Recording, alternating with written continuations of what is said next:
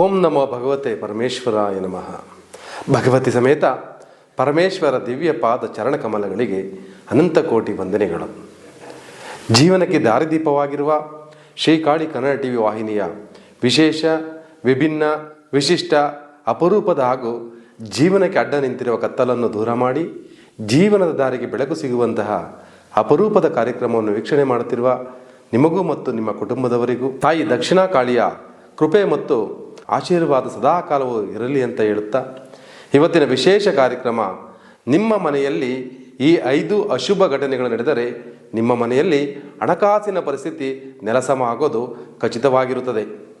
ಯಾವುದು ಈ 5 ಅಶುಭ ಘಟನೆಗಳು ತಿಳಿಯುವುದಕ್ಕೆ ಮುಂಚಿತವಾಗಿ ಶ್ರೀಕಾಳಿ ಕನ್ನಡ ಟಿವಿ ವಾಹಿನಿಯ ಮತ್ತು ಡಾಕ್ಟರ್ ಅರುಣ್ ಗುರೂಜಿ ಅಂತೇಳಿ ನನ್ನ ಹೆಸರು. ಜೀವನಕ್ಕೆ ದಾರಿದೀಪ ಎಂಬುದು ಈ ಕಾರ್ಯಕ್ರಮದ ಹೆಸರು. ಯಾರೆಲ್ಲ ಮೊಟ್ಟ ಮೊದಲ ಬಾರಿಗೆ ನಮ್ಮ ಕಾರ್ಯಕ್ರಮ ನೋಡ್ತಾ ಇದ್ದೀರಾ, ಈ ಚಾನಲನ್ನು ಸಬ್ಸ್ಕ್ರೈಬ್ ಮಾಡಿ ಮತ್ತು ವಿಡಿಯೋ ಕೆಳಗಡೆ ಅಮ್ಮ ಭಗವತಿ ಮಹಾಲಕ್ಷ್ಮಿ ನಾರಾಯಣರ ಸಮೇತ ಮನೆಗೆ ಬಂದು ಸ್ಥಿರವಾಗಿ ನೆಲೆಸಮ್ಮ ಅಂತ ಕಾಮೆಂಟ್ ಮಾಡಿ. ಜೀವನದಲ್ಲಿ ಸುಖ ದುಃಖಗಳು ಎದುರಾಗೋದು ಸಾಮಾನ್ಯ. ಜ್ಯೋತಿಷ್ಯ ಶಾಸ್ತ್ರದ ಪ್ರಕಾರ ಮತ್ತು ಕೆಲವೊಂದು ಧಾರ್ಮಿಕ ನಂಬಿಕೆಗಳ ಪ್ರಕಾರ ನಮ್ಮ ಸುತ್ತಲಿನ ಸಂಗತಿಗಳು ಮತ್ತು ಘಟನೆಗಳು ಜೀವನದಲ್ಲಿ ಬರಲಿರುವ ಶುಭ ಮತ್ತು ಅಶುಭ ಸಮಯಗಳ ಬಗ್ಗೆ ನಿಮಗೆ ಎಚ್ಚರಿಕೆ ನೀಡುತ್ತವೆ ಎನ್ನುವ ಬಲವಾದ ನಂಬಿಕೆ ಇದೆ. ಅಂತೆಯೇ ಭವಿಷ್ಯದ ಬಿಕ್ಕಟ್ಟುಗಳನ್ನು ಸೂಚಿಸುವ ಅಂತಹ ಘಟನೆಗಳು ಯಾವ್ಯಾವು ಅಂದರೆ, ಒಂದನೆಯದಾಗಿ ನೋಡುವುದಾದರೆ ಹಠಾತ್ ತುಳಸಿ ಗಿಡ ಒಣಗುವುದು.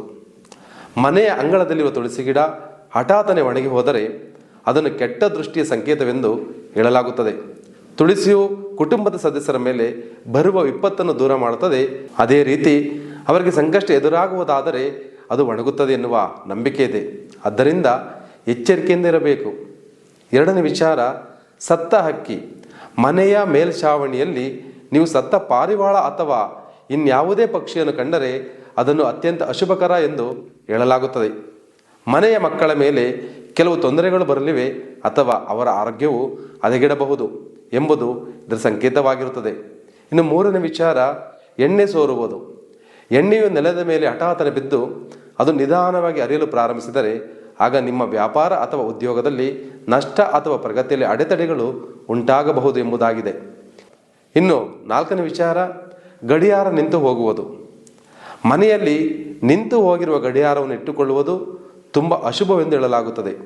ಗಡಿಯಾರವು ಸಮಯವನ್ನು ಮಾತ್ರ ಹೇಳುವುದಿಲ್ಲ, ಆದರೆ ಇದು ನಿಮ್ಮ ಅದೃಷ್ಟಕ್ಕೆ ಸಂಬಂಧಿಸಿದ ವಿಷಯಗಳ ಬಗ್ಗೆ ಹೇಳುತ್ತದೆ ಎನ್ನುವ ನಂಬಿಕೆ ಇದೆ. ಅಂತಹ ಪರಿಸ್ಥಿತಿಯಲ್ಲಿ ಗಡಿಯಾರವು ಇದ್ದಕ್ಕಿದ್ದಂತೆ ಓಡುವುದನ್ನು ನಿಲ್ಲಿಸಿದರೆ ಜ್ಯೋತಿಷ್ಯದ ಪ್ರಕಾರ ನೀವು ಜೀವನದ ಕೆಲವು ತೊಂದರೆಗಳನ್ನು ಎದುರಿಸಬೇಕಾಗಬಹುದು ಅಥವಾ ನೀವು ಸಿದ್ಧಪಡಿಸಿದ ಕೆಲಸವು ಹಾಳಾಗಬಹುದು. ಇನ್ನು ಐದನೇ ವಿಚಾರ ನೋಡುವುದಾದರೆ ಉಪ್ಪು ಚೆಲ್ಲಿ ಹೋಗುವುದು. ಅಪ್ಪಿತಪ್ಪಿಯು ಉಪ್ಪು ಕೈಯಿಂದ ಕೆಳಗೆ ಬೀಳಬಾರದು. ಉಪ್ಪು ಕೆಳಗೆ ಬೀಳುವುದರಿಂದ ನಿಮ್ಮ ಮನೆಯಲ್ಲಿ ಆರ್ಥಿಕ ಬಿಕ್ಕಟ್ಟು ಉಂಟಾಗುತ್ತದೆ ಎಂದು ಹೇಳಲಾಗಿದೆ.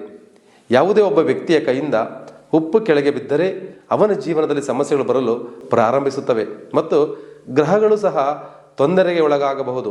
ಆದ್ದರಿಂದ ಯಾವುದೇ ಓರ್ವ ವ್ಯಕ್ತಿಯ ಕೈಯಿಂದ ಉಪ್ಪು ಬೀಳುವುದನ್ನು ಅಶುಭವೆಂದು ಪರಿಗಣಿಸಲಾಗುತ್ತದೆ.